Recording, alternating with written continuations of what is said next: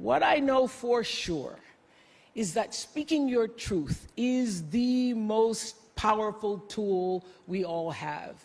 And I'm especially proud and inspired by all the women who have felt strong enough and empowered enough to speak up and share their personal stories.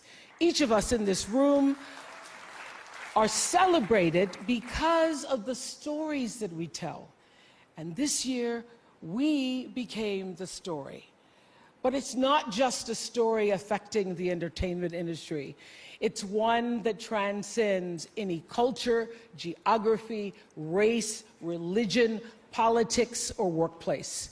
So I want tonight to express gratitude to all the women who have endured years of abuse and assault because they, like my mother, had children to feed and bills to pay and dreams to pursue.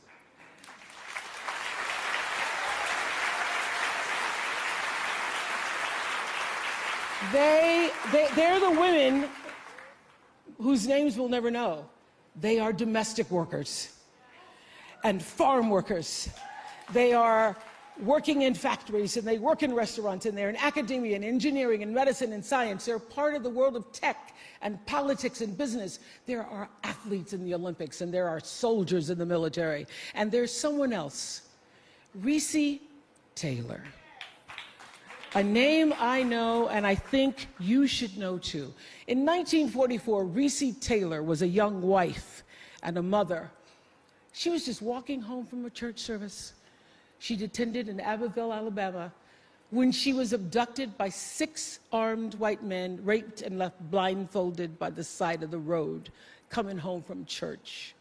They threatened to kill her if she ever told anyone.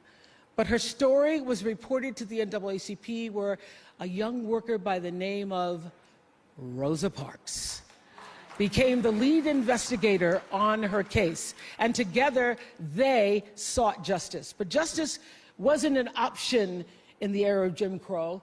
The men who tried to destroy her were never persecuted. Recy Taylor died 10 days ago, just shy of her 98th birthday. She lived, as we all have lived, too many years in a culture broken by brutally powerful men. For too long, women have not been heard or believed if they dared to speak their truth to the power of those men. But their time is up.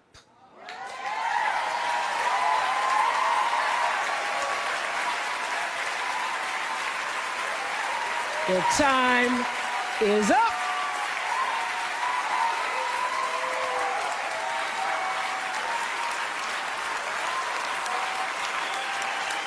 Their time is up.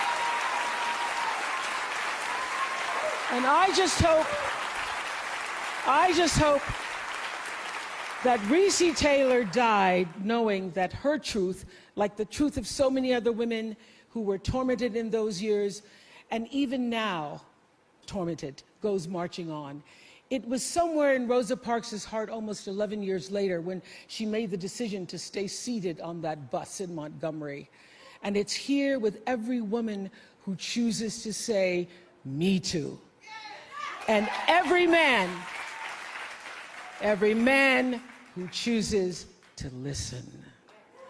In my career, what I've always tried my best to do, whether on television or through film, is to say something about how men and women really behave, to say how we experience shame, how we love and how we rage, how we fail, how we retreat, persevere, and how we overcome. And I've interviewed and portrayed people who've withstood some of the ugliest things life can throw at you, but the one quality all of them seem to share is an ability to maintain hope for a brighter morning, even during our darkest nights. So I want all the girls watching here and now to know that a new day is on the horizon. And when that new day finally dawns,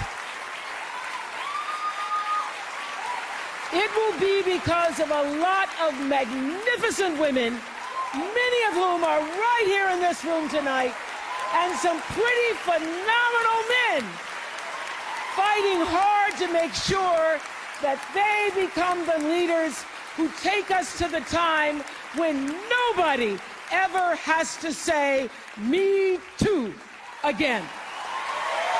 Thank you.